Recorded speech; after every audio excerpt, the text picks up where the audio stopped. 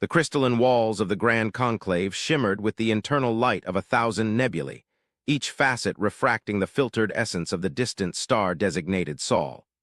Within this vast, vaulted chamber, constructed from materials unknown to any but the most ancient civilizations, sat the assembled representatives of the Galactic Accord. Their forms were diverse, a testament to the myriad paths life had taken across the cosmos. The multi-limbed Cathar, whose chitinous plates clacked with muted anxiety. The ethereal Zephyrim, their translucent bodies pulsing with faint bioluminescence. The monolithic Chronos, their segmented forms unmoving, yet radiating an undeniable gravitas.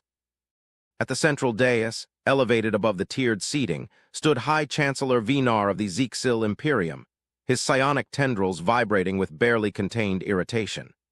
His species, known for their rigorous logic and meticulous planning, found the current situation profoundly unsettling. "The reports remain inconclusive, Chancellor," stated Advisor Threll, his voice a series of modulated clicks that resonated through the chamber. He was a Cathar, one of the foremost analysts of the Accord, his many optical sensors focused intently on the holographic projection hovering above the dais. It depicted a cluster of star systems, unremarkable save for one, a blue-white primary orbited by several rocky worlds, and a single, vibrant azure sphere, humanity's homeworld.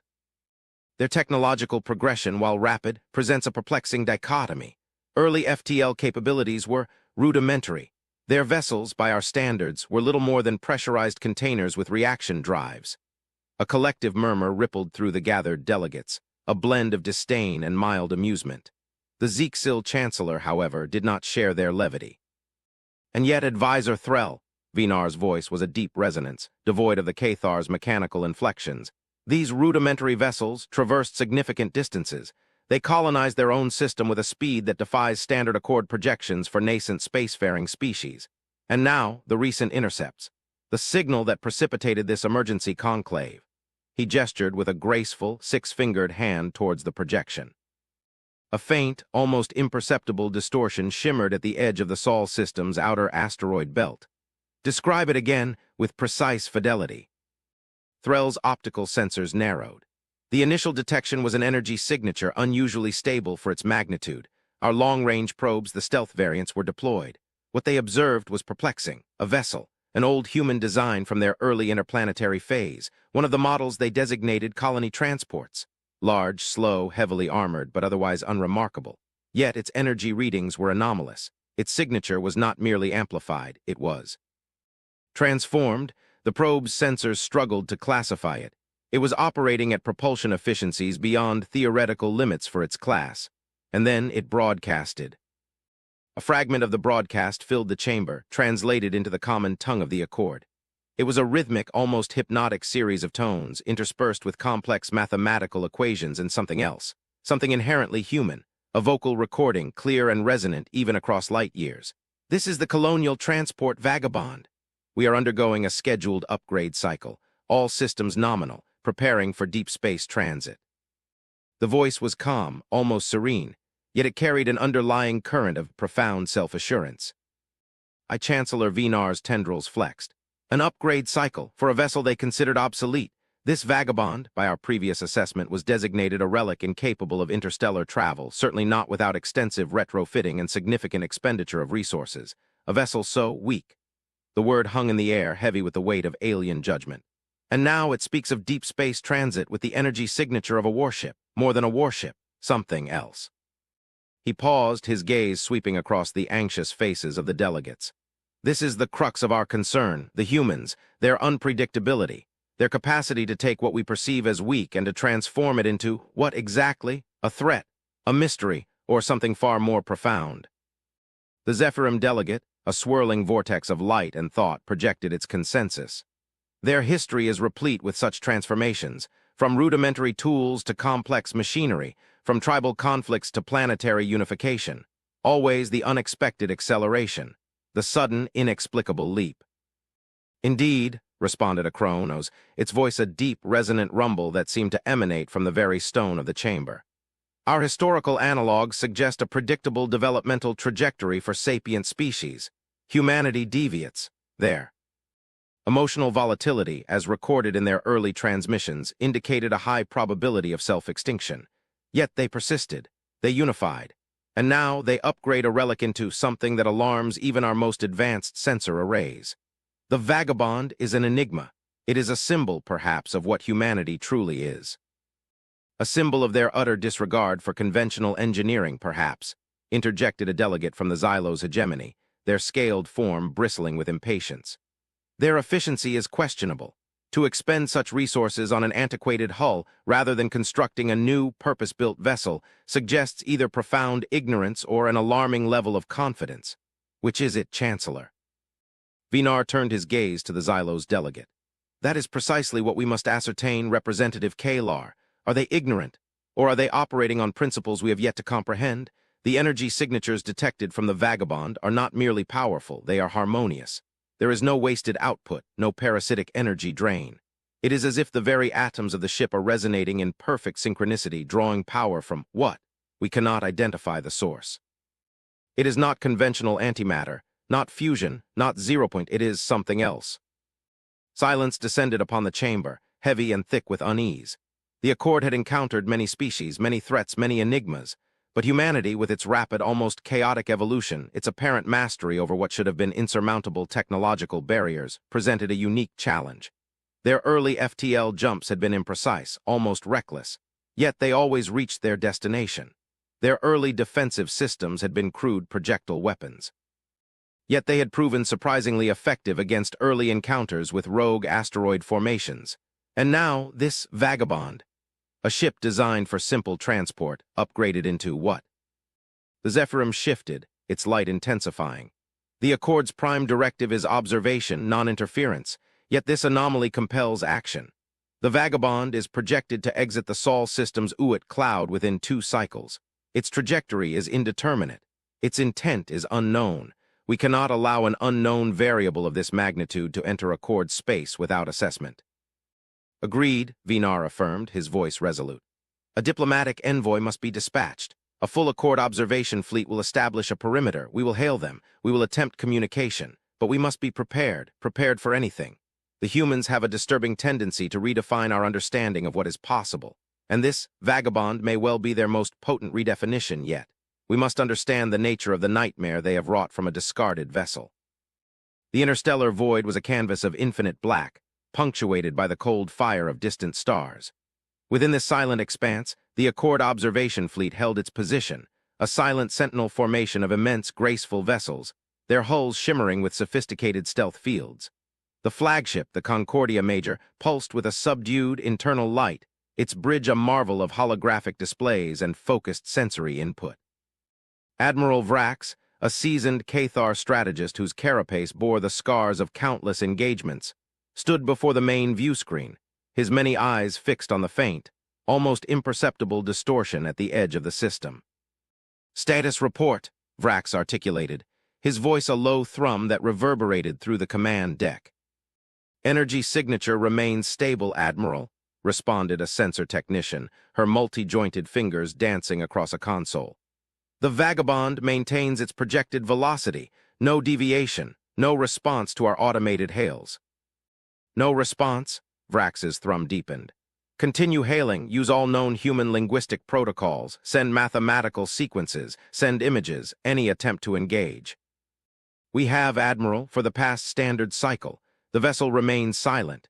Its external visual profile is consistent with earlier probe data, an antiquated human transport hull. Yet the energy readings, they are still off the charts for its physical mass. It is as if the vessel itself is defying the laws of physics as we understand them." Vrax considered this, his primary optical sensors narrowing. A vessel operating under unknown physical laws, a vessel that ignores our attempts at communication, and a vessel they chose to upgrade from their weakest, most obsolete designs. This is not merely a technological anomaly, it is a profound philosophical statement. What does it mean to invest such power in something they previously deemed insignificant? He turned to his chief science officer, a Kronos named Unit 734. "Your assessment, Unit 734. Given your species' deep understanding of temporal mechanics and advanced physics, what could explain such a phenomenon?" "Unit 734C. G-mented form shifted imperceptibly. "Admiral, my calculations suggest several possibilities, all of which are deeply unsettling. The most benign explanation would be a revolutionary form of energy generation we have yet to discover. However, the energy output signature does not match any known theoretical framework. The second possibility is a manipulation of spacetime itself, allowing the vessel to operate with effectively zero inertia, thereby negating the need for massive conventional propulsion. This would require an understanding of gravitational fields far beyond Accord capabilities. The third and most concerning possibility is that the vessel is not merely propelling itself, but rather transmuting its mass, perhaps even its very existence, through dimensions we cannot perceive, drawing latent energy from the fabric of reality itself. In essence, Admiral, it is performing an act of localized, controlled reality bending." A wave of disquiet swept through the bridge crew. Reality bending. The concept was not entirely alien to the Accord, but it was theorized as a power possessed only by cosmic entities, not by a fledgling species operating a transport ship. "And their silence," Vrax pressed, "is it hostile or merely indifferent?" "Indifference is unlikely, Admiral," Unit 734 responded, its voice a low rumble.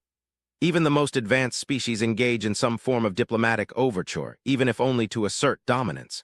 This profound silence, coupled with their sustained trajectory, suggests either a complete lack of awareness of our presence, which, given our proximity and their advanced energy signature, is implausible, or a deliberate act of non-acknowledgement. They are not merely ignoring us, they are acting as if we simply do not exist." Vrax found this thought even more unsettling than outright hostility. To be deemed so inconsequential, it spoke volumes, not of human arrogance, but of a profound, perhaps even alien, certainty in their own capabilities. "Maintain position," Vrax commanded, his voice firm despite the rising tension.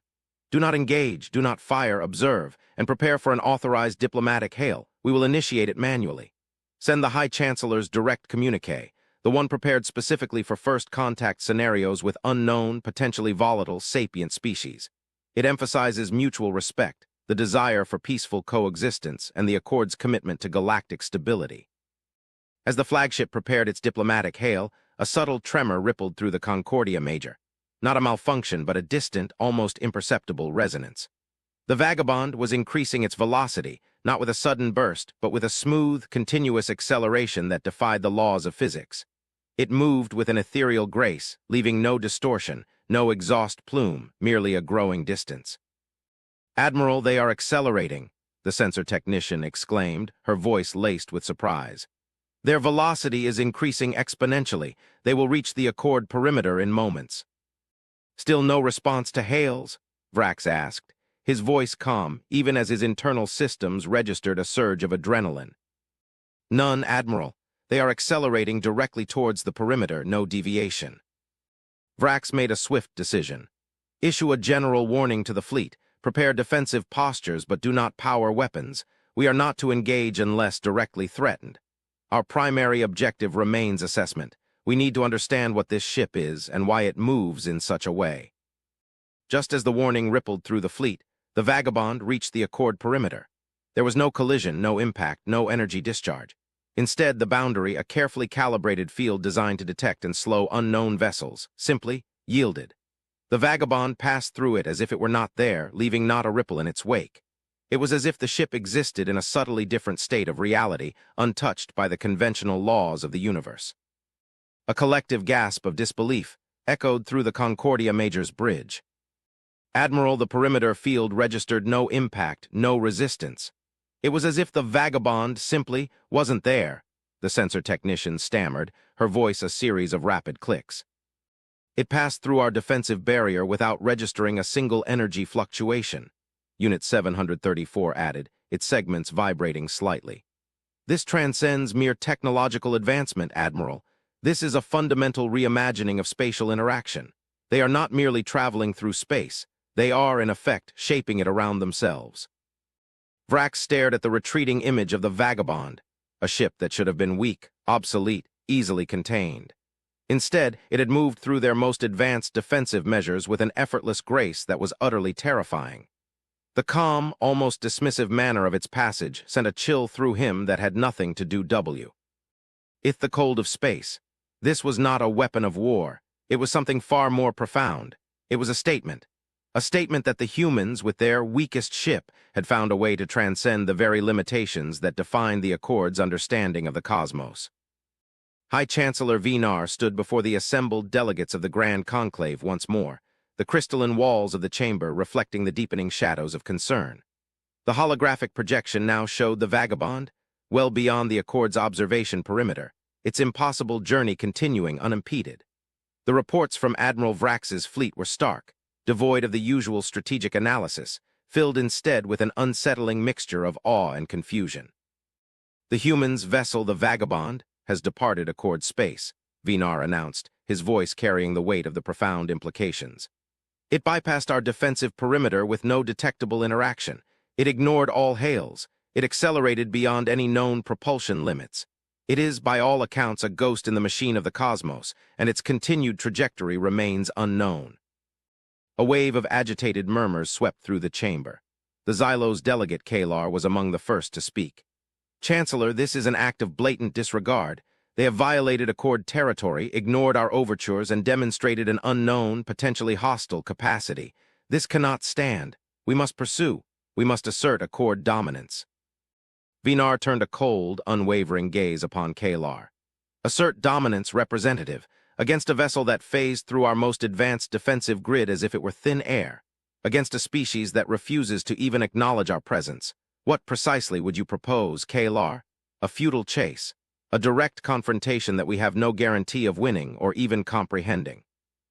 The Chronos delegate, Unit 734, its segmented form radiating a quiet authority, intervened.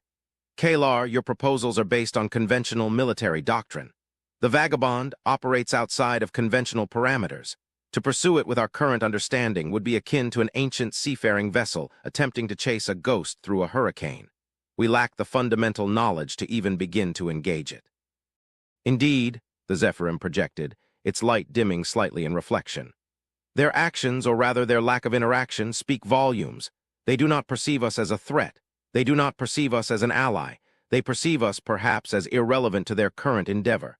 This is a level of dismissiveness that is deeply unsettling for a civilization that prides itself on its galactic reach. And this endeavor, what is it? Vinar posed, his voice echoing in the sudden silence. They claim to be undergoing an upgrade cycle. They spoke of deep space transit. But to where and for what purpose? To take an antiquated transport vessel and imbue it with such incomprehensible power, what is the philosophical underpinning of such a choice? Advisor Threll, the Cathar analyst, stepped forward, his multiple optical sensors focused on a new set of projections. Chancellor, we have dedicated significant resources to analyzing the subtle traces left by the Vagabond during its transit. Not energy readings, but residual temporal distortions. Faint, almost imperceptible ripples in the space-time fabric where it passed. Our Chronos colleagues have identified a pattern. All eyes turned to Threll. The pattern suggests not a linear trajectory, but a series of microjumps. Not FTL jumps in the conventional sense, but brief, localized distortions that effectively shift the vessel from one point to another without occupying the intervening space-time. It is as if the ship is constantly realigning its fundamental existence, slipping through the universe's fabric like a needle through cloth. Unit 734 added, these distortions are remarkably precise. Each jump is infinitesimally small, but when aggregated, they allow the Vagabond to traverse vast distances with unprecedented speed. Furthermore, the nature of these distortions suggests a highly localized and controlled manipulation of gravitational fields, creating temporary tunnels through reality. The energy required for such an operation, if derived from conventional sources, would be astronomical, far exceeding the output of any known stellar core. Then it is not drawing power from conventional sources, Vinar concluded, his tendrils pulsing with intense thought. It is drawing it from somewhere else. And this upgrade cycle they spoke of, was it merely an enhancement of the vessel or a fundamental change in its very nature? What if the Vagabond is not merely a ship, but a manifestation of human ingenuity pushed to its very limits? What if their weakest ship was chosen precisely because it presented the greatest challenge, the ultimate crucible for their transdiamond? Psional engineering. The question hung heavy in the air, a profound and disturbing possibility.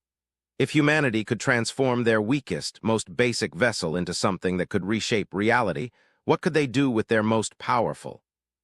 Just then, a new notification flashed across the holographic display. A low-priority, long-range sensor reading. A human signal, not from the Vagabond, but from the Sol system itself. "It's a diplomatic communication, Chancellor," Threll announced, his voice tight with surprise.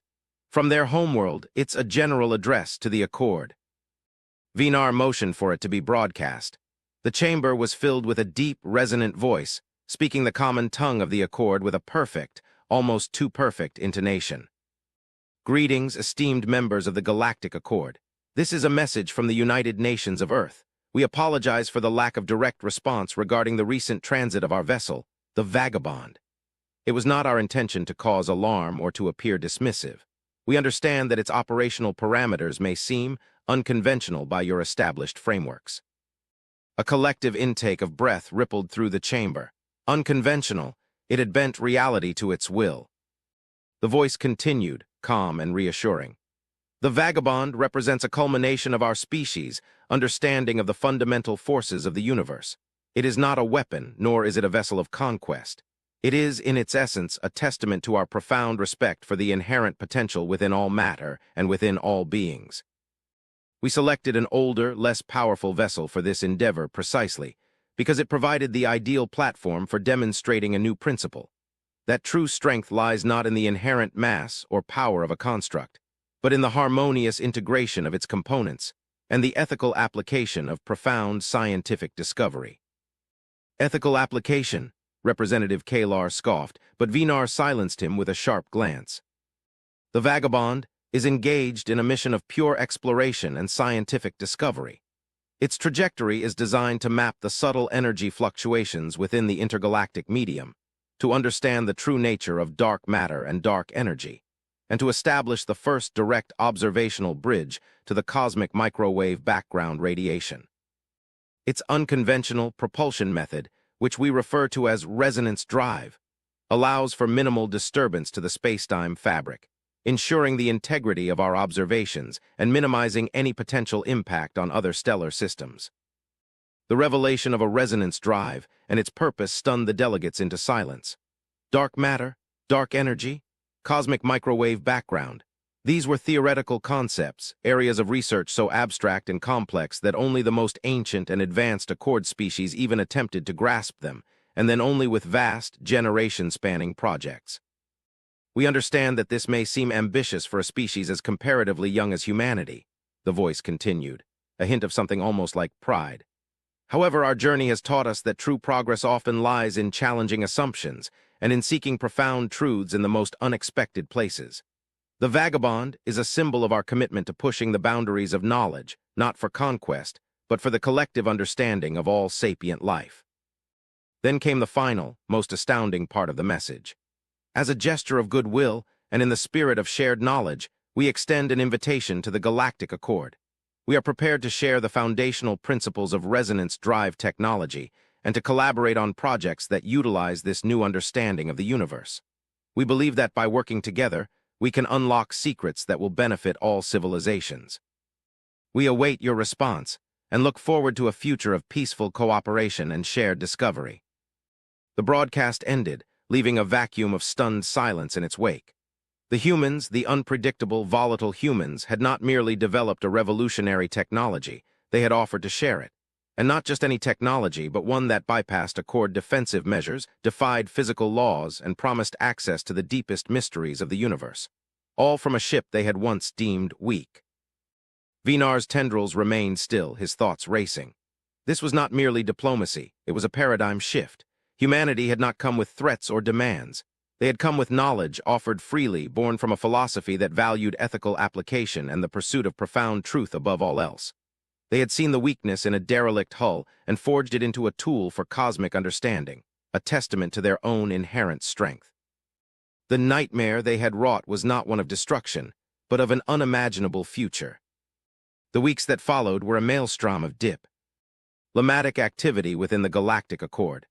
The initial shock gave way to an intricate dance of scientific analysis, philosophical debate, and political maneuvering. Humanity's offer was not just an olive branch. It was a gauntlet thrown down, challenging every established notion of technological progression, interspecies relations, and even the very nature of existence.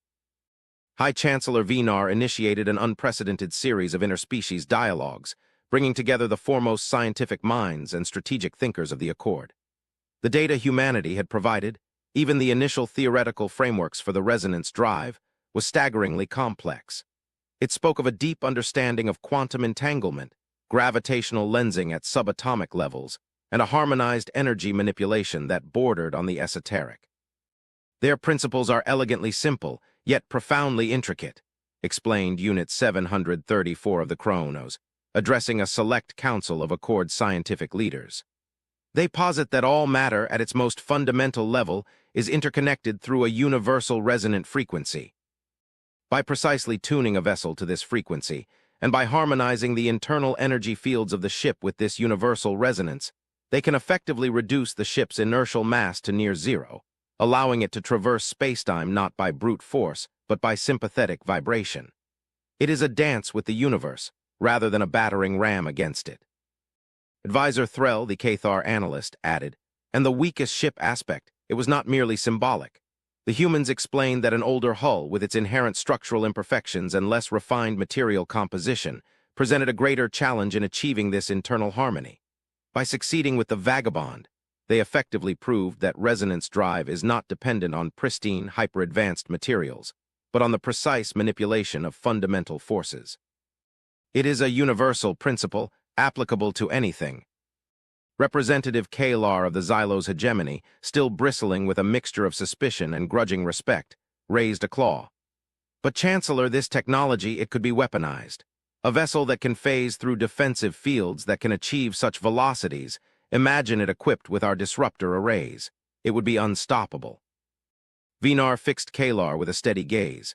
And imagine, Representative Kalar, the havoc it could wreak if employed for such purposes. But that is not the human intent. Their core philosophy, as articulated in their follow-up communiques, is built upon a concept they call ethical innovation. They prioritize the responsible development and application of technology with a profound awareness of its potential societal and cosmic impact. Their ethical framework is surprisingly robust, the Zephyrim delegate projected, its luminescence pulsing with newfound understanding. They speak of shared responsibility, stewardship of the cosmos, and a deep-seated belief in the interconnectedness of all life. These are not hollow platitudes.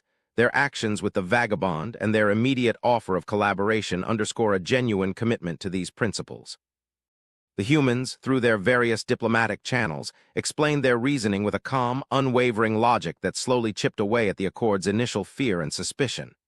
They had taken a ship, not merely weak, but one that represented their own past limitations, and had turned it into a beacon of their future.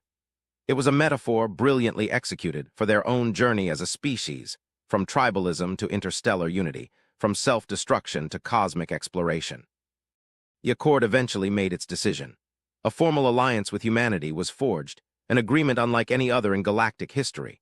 It was not born of military necessity or economic advantage, but of a shared pursuit of knowledge, a mutual respect for intellectual curiosity, and a profound appreciation for humanity's unique approach to progress. Accord scientists, including numerous Cathar and Chronos specialists, were dispatched to Earth to collaborate on the Resonance Drive project.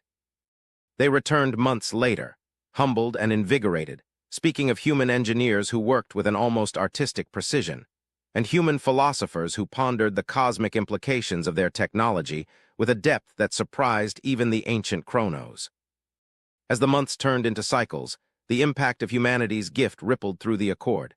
Resonance drive technology, responsibly implemented, began to transform intergalactic travel, exploration, and communication. New frontiers opened up not through conquest, but through shared understanding. The Vagabond, now a symbol of unity and a scientific marvel, continued its deep space mission, transmitting unprecedented data back to a joint Human Accord research station. Its transmissions revealed intricate details of dark matter structures, cosmic web formations, and the faint echoes of the universe's genesis, pushing the boundaries of scientific knowledge far beyond what the Accord had ever imagined possible. Chancellor Vinar often found himself reflecting on that initial conclave, on the fear and uncertainty that had gripped the Accord when confronted by the weakest ship. He realized now that their fear had stemmed from a fundamental misunderstanding, an inability to perceive strength beyond conventional power. Humanity had shown them that true strength lay not in the size of one's fleet or the destructive capacity of one's weapons, but in the audacity of one's dreams, the depth of one's ethics, and the boundless potential of the human spirit. One cycle, as Vinar observed the joint human Accord fleet, sleek vessels now incorporating resonance drive technology, preparing for a collaborative deep space expedition, a new, urgent signal pulsed across the galactic network. It was unlike any signal ever detected, ancient beyond comprehension, radiating from a region of intergalactic space previously thought to be devoid of significant celestial bodies. "Chancellor, we've pinpointed the origin," Advisor Threll reported, his optical sensors wide with a mixture of apprehension and awe. "It's coming from a structure, not natural, not artificial in any sense we comprehend. It's an impossibly vast, geometrically perfect construct drifting between galaxies. Our sensors are struggling to even register its scale." A holographic projection shimmered before Vinar. It depicted a dark, intricate latticework weaving through the void, stretching further than any known star cluster. Its sheer immensity was paralyzing, its design both alien and profoundly familiar, as if it were a fundamental constant of the universe itself. "Its energy signature is passive," Unit 734 rumbled, its voice betraying a hint of unease. "Yet it is emitting a signal, not a communication in any conventional language. It is a series of complex mathematical progressions, interwoven with what appear to be genetic codes, and a deep, resonant hum, a frequency that resonates with the Vagabond's own resonance drive." A human envoy, Ambassador Alastair Finch, stood beside Vinar. Finch, with his calm demeanor and piercing intellect, had become a trusted figure within the Accord. "Chancellor, the Vagabond is acknowledging the signal. Its own resonance drive is mirroring the hum. It seems to be communicating with it, or at least resonating in harmony." Vinar's tendrils pulsed with a new kind of tension, not fear, but profound wonder. This was it, the larger twist, the cosmic revelation that transcended even humanity's groundbreaking technology. "What is it, Ambassador Finch?" Vinar asked, his voice barely a whisper. "What does it say?" Finch's gaze was fixed on the projection, a look of profound contemplation on his face. "Chancellor, our preliminary analysis of the mathematical progression suggests it is a foundational blueprint, a blueprint for creation itself. The genetic codes are universal, transcending individual species, representing the very essence of organic life. And the hum, the Vagabond, interprets it as a call to awaken, to connect, to understand." The ambassador paused, then continued, his voice now imbued with a solemn reverence.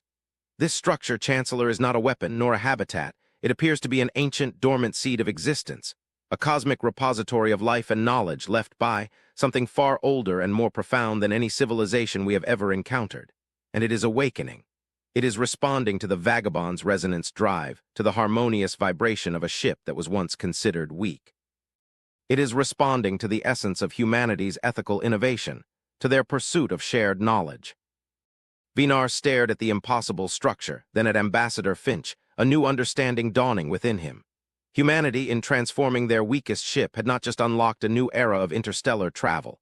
They had inadvertently forged a key to something far greater. The Vagabond, a symbol of humanity's journey, had resonated with a fundamental truth of the universe, a truth held in slumber for eons. The nightmare they had initially feared had transformed into a dream of cosmic proportions, a dream of unity, understanding, and an endless frontier of discovery stretching into the deepest reaches of the unknown.